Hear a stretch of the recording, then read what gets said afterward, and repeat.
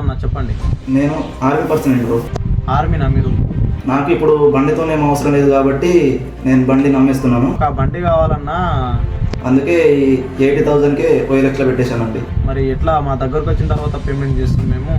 బండి అనేది మాకు ఇస్తారా ఎట్లా మరి? బండి ఇంటికి వచ్చినప్పుడు బండి కండిషన్ బట్టి పేమెంట్ చేయండి, లేకుంటే మేము రిటర్న్ తీసుకుంటామండి. ఓకే అన్న, మా దగ్గరకు వచ్చిన తర్వాతనే పేమెంట్ చేస్తాం మరి మేము. సరేనా?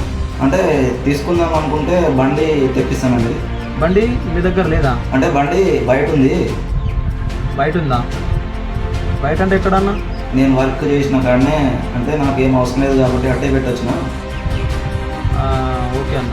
దానికి ఇంకా ఎటు దేనికి ఛార్జెస్ అయితే కదా. ఇప్పుడు ఎట్లా అన్న మరి? బండి మాకు కావాలి, అది బాగుంది బండి, తీసుకుందామని ఆలోచిస్తున్నాం. ట్రాన్స్పోర్ట్ ఛార్జెస్ అయితే కదా దానికి ఒక 2,000 కావాలి. దానికి ట్రాన్స్పోర్ట్ కానీ 2,000 అవుతుంది అన్న. 2,000 అడుగుతుంది, ఏం చేద్దాం?